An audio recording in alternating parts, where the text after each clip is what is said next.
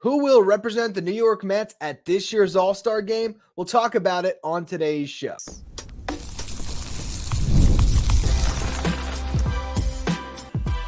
You are Locked On Mets, your daily New York Mets podcast. Part of the Locked On Podcast Network, your team every day. Hello to all you amazing Mets fans. You're watching Locked On Mets, part of the Locked On Podcast Network, your team every day. I'm your host, Ryan Finkelstein. If you want to find any of my work, follow me on X at Finkelstein Ryan. You can also find some of my writing at justbaseball.com, where I work as the managing editor. Today's episode of Locked On Mets is brought to you by Tax Network USA. Did you know that it's never too late to resolve your tax issues with the IRS? Don't wait. Reduce your tax debt and get help from a team of licensed tax professionals by calling 1-800-549-1000 or visit tnusa.com/lockedon. We are less than a month away from the All-Star Game, so I wanted to spend some time today, look at this roster, and try to figure out who will be the representative of the Mets at the Midsummer Classic. And you look at the voting right now, there is no chance that the Mets are going to get an All-Star Game starter. Pete Alonso is the closest. He's at fourth in the voting for his position. If you're not aware how the voting works, you can vote as, I think it's like 10 entries a day. So you can vote a ton for these guys. You can just go on right now, type in All-Star Game voting. You'll find a ballot. You can fill in all your Mets if you want to. And there are two phases now. So phase one wraps up, I think about a week before the game. Don't quote me on that. But there's a phase one of the voting. That's a longer period. And that will limit everything down to 2 candidates at each position in each league. And then phase two is a subsequent vote where you hope that you weed out the fan bases that are just stuffing the ballots for their team. And when the whole league or the whole league of fans gets to vote on the 2 players, you'd hope the best player gets in. So that's how it works. But the Mets are not going to have anybody in phase two. Alonso is at 151,000 votes. That's 4th best in the National League. But Bryce Harper's at 1.1 million. Freddie Freeman, 713,000. Matt Olson, 154,000. So Alonso, no chance on the vote. You look at Lindor. He is 7th in voting at 109,000 votes. He trails Ha-Seong Kim of the Padres. At the top of the ballot, you got Mookie Betts at 1 million votes. Trey Turner at 500,000. Betts hurt now. Turner's been hurt most of the year. Ellie De La Cruz, 324,000 votes. Orlando Arcia, 147. Willie Adames, 137. We'll be talking a lot about Ellie, Willie Adames, and Lindor in the next segment as it relates to the shortstop position in the National League. Look at outfielders. Starling Marte and Harrison Bader have each outvoted Brandon Nimmo. How does that happen? So Nimmo's not going to be voted into the All-Star Game, and Marte and Bader aren't either. When do you think is the last time the Mets have had an All-Star Game starter voted in? You have to go all the way back to 2016. Yoenis Cespedes, coming off the heels of his magical run in the second half of 2015, leading the Mets to a World Series. That was the last time the Mets got an All-Star Game starter. Prior to that, 2013, when it was at Citi Field, you had Matt Harvey on the mound, David Wright starting at third base, his 5th time starting at third, I think his last All-Star appearance. So it's been a long time since the Mets have had an All-Star Game starter, and if I had to make my guess at the next time they'll get one, it could be this year if everything breaks right at shortstop for Lindor, and I'll explain that more in the next segment, but not likely. I think it might not be till someone like Francisco Alvarez becomes the player that we think he can be, because I almost feel like homegrown players are what Mets fans will vote for, and maybe it's just a matter of the team having success. If the Mets went to the World Series at some point, maybe the following year, if they were still a juggernaut, you start to get the voter turnout that you would want. But for now, I just don't know who's going to start next, unless you get a pitcher who has an elite season. Let's say Kodai Senga's healthy next year and he's unbelievable in the first half. That's another way you can get an all-star starter in, because then voting is taken out of it. But who's going to represent the Mets this year? If you look at how this typically works, at most you're going to see 3 players per position, outside of outfielders, of course. And then, I mean, it could be a ton. Last year there was 9 outfielders in the American League, but that'd be technically 3 per position if you look at it at left field, center field, right. So that was part of my parameters here, trying to figure out who would be an all-star for the Mets. So this is why I believe Pete Alonso will not be an all-star. And speaking of Alonso, I talked about him on yesterday's show, why he needs the Mets need him. And I broke down a contract I think both sides would eventually accept. One thing I omitted from yesterday's show that I was kicking myself on today is the contract that I laid out, the $200 million with all the deferred money.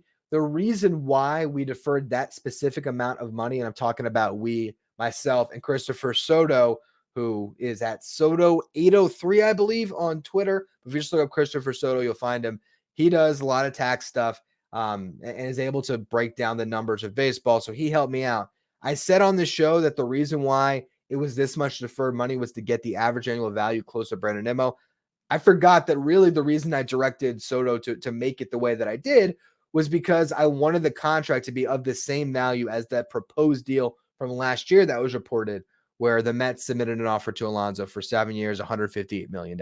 So if you go back and listen to yesterday's show, put that in your mind. That contract that I laid out would get you to pretty much the exact number the Mets already offered Alonso. So we know they'd probably be willing to give him that contract. And then you can go back and listen why I think Alonso would accept that. So just a side note, because I had to clean that up from yesterday's show. Getting back to his all-star case, Pete Alonso, would he be one of the top 3 first basemen to make this team, if there are even 3 first basemen to make this team? Here's why I don't think so. You got Bryce Harper and Freddie Freeman. They are killing the votes, and they have the best numbers. They will be all-stars, barring injury. So who's the third guy? It could be Alonso, but Christian Walker has nearly identical stats to Pete Alonso right now. Really, it's pretty much the same home runs, close to the same WRC+. Plus, the WAR, which is wins above replacement, favors Walker because he's the better defensive player, and he has some more RBIs. He has like 49. Alonso has 42. If Alonso goes on a tear across the final month here, maybe.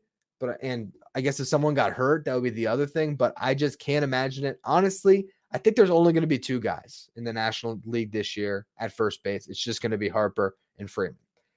Starling Marte, fringe shot at best. I just wanted to mention his name. Maybe, but I doubt it. Reed Garrett, another one of those guys. Honorable mentions. His stats, if you look at wins above replacement and maybe the advanced stats under his ERA, they're good, but he doesn't have the 1.2 ERA that would jump out enough for a non-closer to make it. So I don't see Garrett making the team. It came down to 3 guys in my mind: Luis Severino, Brandon Nimmo, and Francisco Lindor. But then I looked at Severino's stats. He's 29th in wins above replacement, 22nd in ERA, 12th in innings, doesn't have nearly enough strikeouts. So now all of a sudden, I don't think Sevy's going to make it either, which brought it all down to Brandon Nimmo or Francisco Lindor. Here's the case for Brandon Nimmo. He's sorted by WAR, wins above replacement. That tells us how valuable a player is. Brandon Nimmo is tied with Teoscar Hernandez for the 5th best mark in the National League. You have Jurickson Profar, Fernando Tatis, and Christian Yelich as the top 3 in WAR. They're also the top 3 vote getters. So I think the voters have it right now. Those guys should start the All-Star game. Elliot Ramos of the Giants has been unbelievable. Doesn't even have a full season. He came up the middle of the year. He has just been on an absolute tear for them. He's got a 1.9 F4, but that was before tonight's game, and I think he homered again. So he is right now 4th best in WAR. Might even be better than that. He should make the All-Star game for the Giants. So that's the first reserve, in my opinion. Then I just mentioned Teoscar Hernandez is tied with Nimmo when it comes to WAR. But Hernandez leads all outfielders in the National League in RBIs and in home runs, and he's on a big market team in the Dodgers that they would love to have as many representatives as possible. So I think Hernandez is going to be in it. That gives you your second All-Star reserve. Now, we don't know how many there's going to be. Is there just one more? Is there potentially as many as 3 or 4 more? I'm going to do this based on the notion that there's going to be 6 outfielders representing the National League on this year's All-Star team. So if that's the case, who are the players that Nimmo is competing against? To me, it's actually guys that are potentially the lone representative for their team. And I guess Nimmo fits that bucket as well. Jesse Winker, is he the Nationals All-Star? It's either him or CJ Abrams if you look at position players. But Winker has the better numbers. At the same time, I looked at the pitchers. You have Mackenzie Gore, He's got a 3.24 ERA and he has 91 strikeouts in 75 innings pitched. That's the guy my money's on to be the Nationals All-Star. They also have Jake Irvin, who has a 3.24 ERA and 86 innings pitched. Not as much strikeouts, but another guy that's having a really good season. Trevor Williams has the gaudy ERA of 2.22. Is gaudy the right way to describe an ERA? Might not be. He has the sparkling ERA, whatever.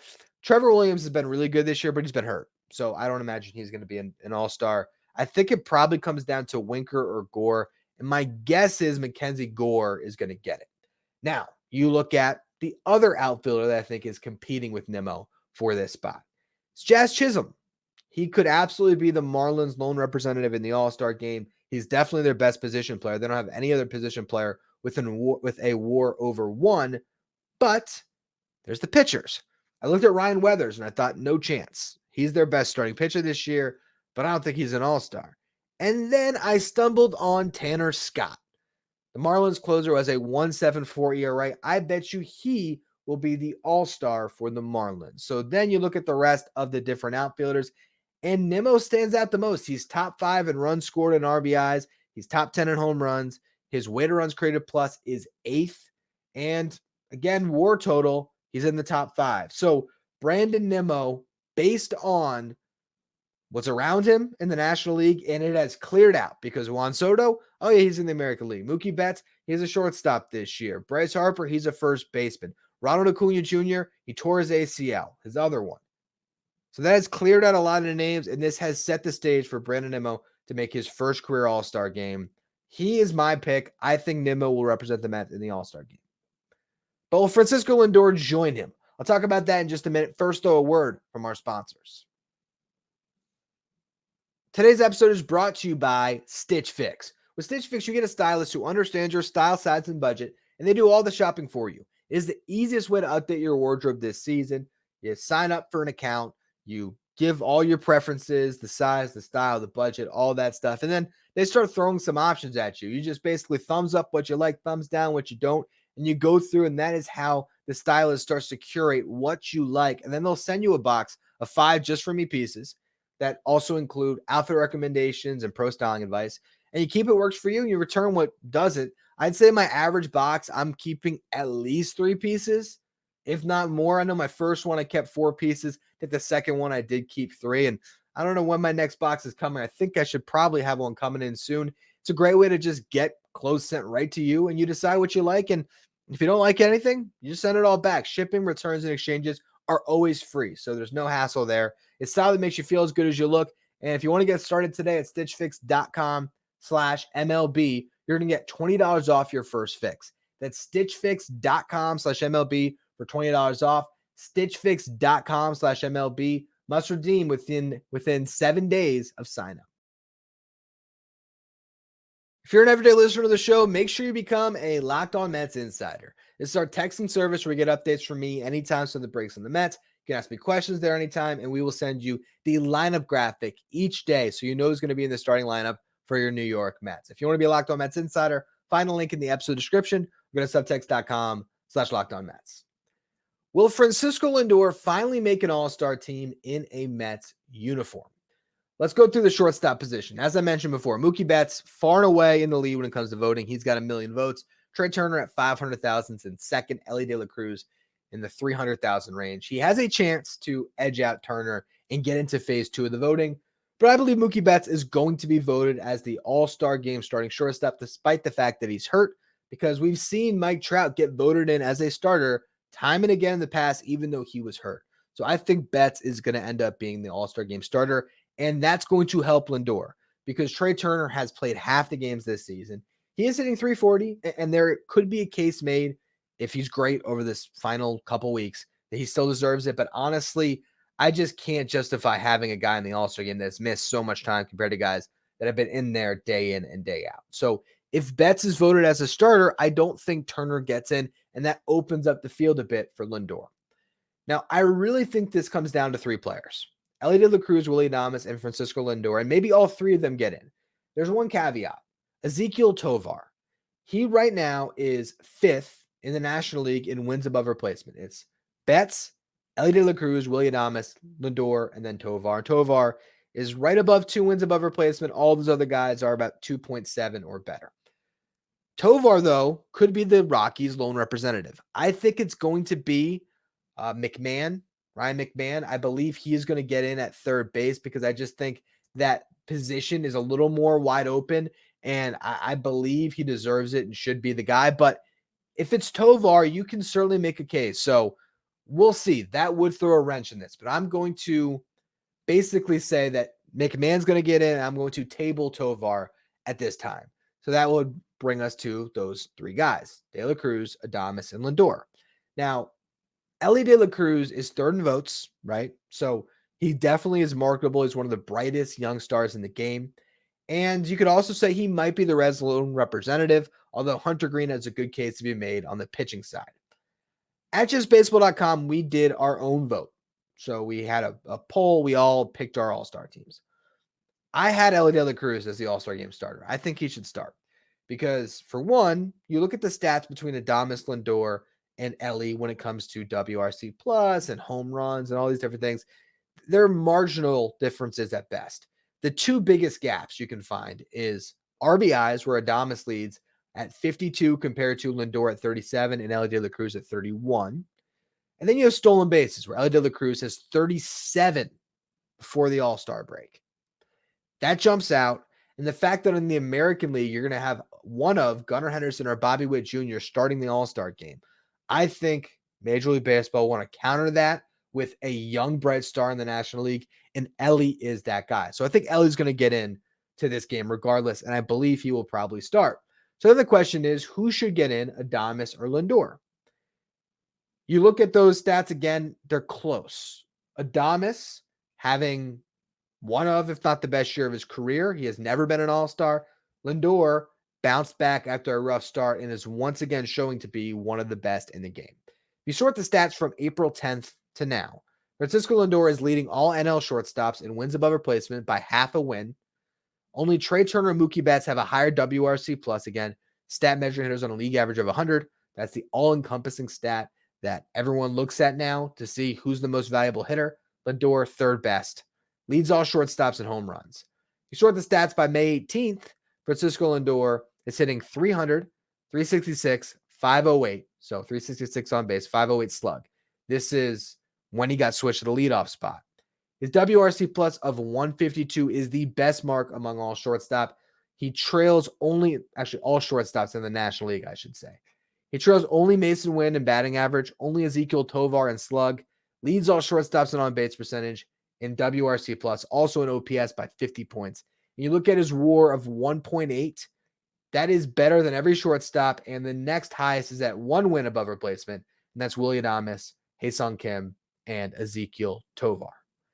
If the National League looks back to last year, they will do what's right and make sure Lindor's in the All-Star game because there was an injustice on Lindor last year. It was ridiculous this guy was not an All-Star. Who got in over him? Geraldo Perdomo. At the end of his career, we're going to say, oh, Geraldo Perdomo got an All-Star?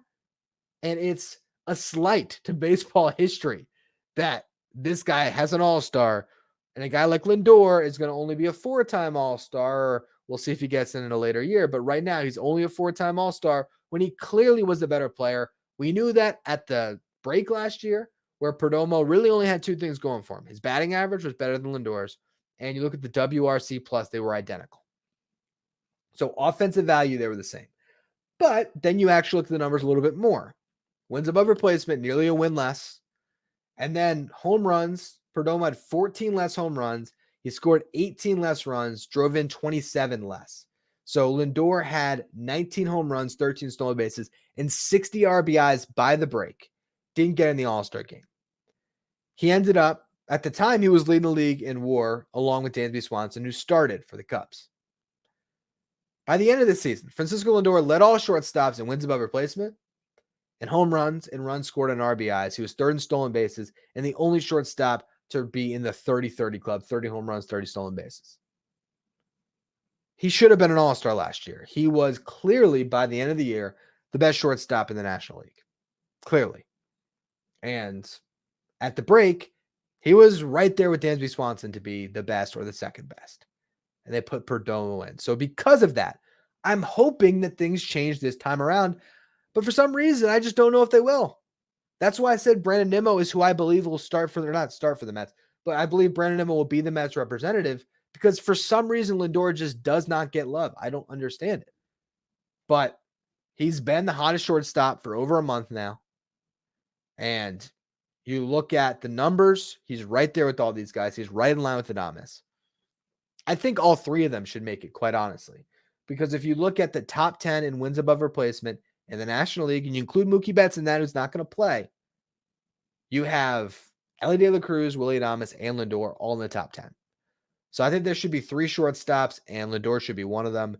The fact that Tovar could get in, knock him off, that worries me. The fact that Trey Turner could get voted in as the starter, and then that would take up a spot, that worries me. Ultimately, I believe that Lindor finally gets in as a Met this year, along with Brandon Nimmo. But if I had to put my money on one or the other, the field in the outfield is so wide open. There's just not a lot of guys who are worthy of being all-stars. And I think Brandon Nimmo has a more open shot at it, more of a clear runway. Whereas Lindor, it's definitely more crowded. So I don't know how it's going to shake out. And the past history of this makes me more worried. Also, I feel like if they can give a guy a first all-star nod, sometimes that ends up being the tiebreaker. That's why I think Adames might get in over Lindor. And that's also why I think Nimmo has a better shot from the outfield perspective. Anyway, we're going to talk now Mets versus Cubs for this weekend series. I'll get to all of that in just a minute. First, though, a word from our sponsors. Today's episode is brought to you by Tax Network USA. Here with Locked On Mets, we pride ourselves on getting you the latest news for your team, whether it's the offseason, the draft, spring training, or the playoffs. It's year-round. You know what else is year-round? Collection season. Just because tax season's over doesn't mean the IRS will stop coming after you for your unfiled taxes. The IRS can garnish your wages, levy your bank accounts. They can even seize your property. Don't let the IRS target you. Let the licensed professionals and tax experts at Tax Network USA go to bat for you. There were 14 years of experience and an A+ rating by the Better Business Bureau. Tax Network USA has saved their clients over $1 billion in tax debt. Whether you owe taxes, have complicated matters that require tax planning, or finally hit that parlay this season and need help correctly filing, call 1-800-549-1000 or visit tnusa.com/lockedon or see the link in the episode description below.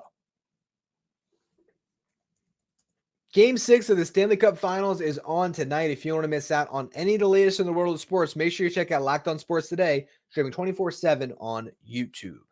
One little note before we get into our series preview, Brett Baty started another game at second base in AAA, and he hit a 2-run homer. At second base, I think Jeff McNeil still has until the All-Star break to try to get his season going. I think they're going to give him that much time. I really do, especially because the team has played so well. So there's no rush to get McNeil. I mean, you want McNeil to start hitting, but there's no rush where you think, oh, he's the reason why we're not winning. The Mets are doing good. So I don't think there is that pressure to make a move. And you still have Iglesias, who has played well in his limited run. But if he struggles and we eventually get to a point where Brett Baty is starting regularly at second base in AAA, that's when we take notice. For now, it's been 2 starts. So I think it's just, hey, let's give him some work there. So if he does, or if and when he comes back to the big league roster this year, he has that in the toolkit. But if we see a week where Brett Baty starts 3 or 4 games in a row at second, that means that a move is coming. So that's just something that we will continue to monitor throughout this season. Now, Luis Torrens will not be with the Mets for this series. He's heading to the paternity list. Joe Hudson will take his place. And funny enough, the Mets claimed Joe Hudson off of waivers from the Cubs back in April.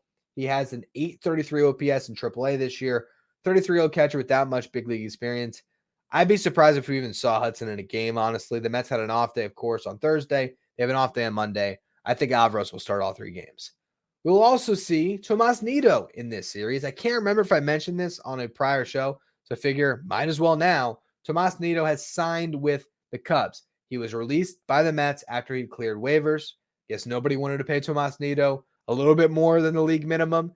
I can't remember what his contract was, $2.1 million, something like that. So at that dollar amount, he clears waivers. He could have refused an assignment to AAA. So the Mets release him sort of, instead of even asking him to assign, they just release him. He goes and he gets the chance to sign anywhere he wants to, and he ends up with the Cubs, which is a really nice spot for him. They DFA Yan Gomes to put Nito on the roster, and I think he's going to get a lot of run there. Like, he could be the starting catcher for the Cubs by the end of the season. I don't imagine this is a Travis d'Arnaud situation where Nito suddenly becomes a stud offensive catcher, but you never know. I'm still wishing him nothing but the best. 12 years with the Mets organization, by all accounts, an amazing guy, teammate, the whole works. So hopefully he gets a chance here and can really carve out a long career and maybe a long home in Chicago. But I hope that the bat doesn't get going until Monday. The Cubs this season are 36-39. They are even with the Mets in the wild card race. Both teams 3 games under 500. They've gone 5-5 in their last 10 games. They're coming off a series victory against the Giants. You look at the matchups for this series. Jose Quintana versus Shota Imanaga, game 1. Hate that matchup. Don't like it at all. Imanaga had a blip on the radar start against the Brewers at the end of May where he gave up 7 earned. Then his next start, he gives up 5 runs, although only one of them was earned, but he got knocked out in the 5th inning against the White Sox. So you might have thought, is the league figuring him out?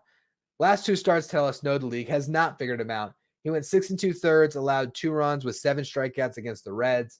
And then his most recent start, 7 innings, 1 earned, 6 strikeouts against the Cardinals.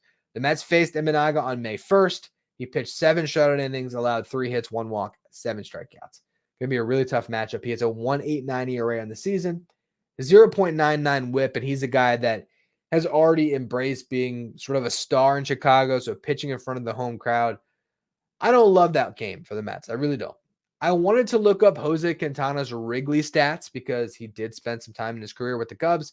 20-10 record, so he fared pretty well, but ERA of 4.42 in 234 innings pitched.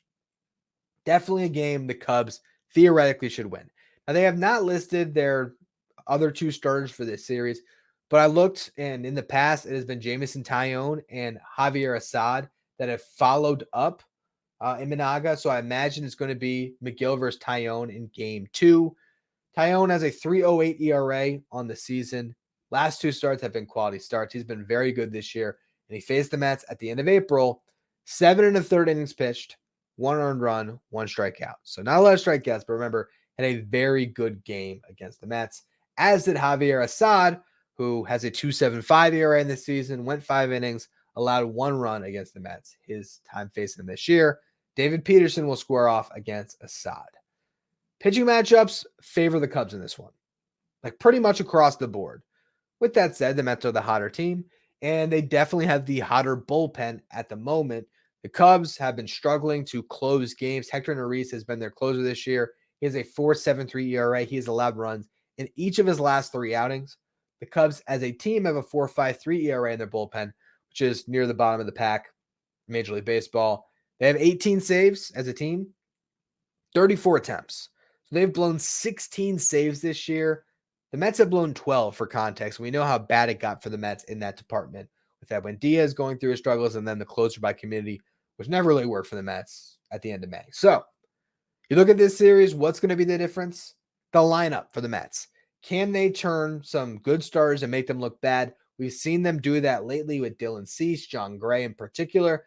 Can they look at Imanaga, who carved them last time, and find their way to a huge, huge game? I will acknowledge that in that last time where Imanaga faced the Mets, Francisco Alvarez was on the IL, Mark Vientos was in AAA. Those 2 guys being in the lineup is going to help a lot. JD Martinez is hotter now than he was then, where he was still just getting his feet wet. So maybe the Mets can do some damage against the very tough left-handed pitcher, but it's hard to count on that. So it's going to be a tough one for the Mets. I think they are in a position here where they've made it so close to an outstanding June, and they just have to get it across the finish line. If they can win this series, they can split their series against the Yankees, the 2-game set, and then win against the Astros to close out this month. It'd be a 5-3 finish over these last 8 games, and they would finish June with a 16-8 record. Head into July, 1 game under 500. I think that would be fantastic if the Mets can pull that off, especially considering how light their schedule gets once they turn the page to July. Anyway, that's going to be all for today's edition of Locked On Mets. I'll be giving you shows throughout the weekend as well, and we pushed back our Friday farm report, which typically would have been, of course, today. It's going to be a Saturday farm report. So on tomorrow's show, I'm going to break down some of the best stories going on right now in the Mets minor league system, as well as the game, which is an afternoon game as well, I believe. Mets versus Cubs here. I think both of the first two games are 2:20 starts Eastern time. And then on Sunday, it is Sunday Night Baseball between the Mets and the Cubs. I also almost forgot to mention, I'm undefeated this year when I go to Mets games. I'm not going to be there for this series, but my dad is also undefeated. He's been there with me for 2 of the 3 games I've been at. Mets won both games. So we will learn if this is all about me or if it's about him, as well as he is going to be at a couple of these games. He's going to be there on Friday and Sunday with my brother-in-law, and I think my sister's going to one of those games. My sister and brother-in-law, they live in the Chicago area. My parents are snowbirds out there for the summer. So we'll see if my dad gets to enjoy some Mets baseball. I don't know if he knows that Imanaga is going. He might be figuring out right now as he's walking his dog Hershey, or if he's jogging. He might be just learning this, but I'm excited for them to get to go to these games. It's been killing me. I have some real FOMO. I really wanted to hop on a bird and fly out, but I got a lot of traveling ahead myself coming up in the next couple months here. So just couldn't end up pulling the trigger on it, but I'm excited for them to get to go to these games, and we'll see if I'm the good luck charm or if it's just a Finkelstein thing. We'll figure it out. But anyway, again, I'll be back for a show tomorrow, breaking down prospects, breaking down this first game. Make sure if you're listening on the audio side, you follow, rate, and review wherever you get your podcast. If you're watching on YouTube, hit that subscribe button, trying to make a push to 9,000 subs. Appreciate all of you who continue to subscribe. You can follow me on X at Finkelstein Ryan. Follow the show at Locked On Mets. If you want to be a Locked On Mets insider, find the link in the episode description or go to subtext.com/LockedOnMets. And also, thank you for making Locked On Mets your first watch, your first listen every day. Now for your second watch, head over to Locked On Sports Today on YouTube to stay up to date with all the latest in the world of sports. Locked On Sports Today is also streaming 24/7 on Amazon Fire TV.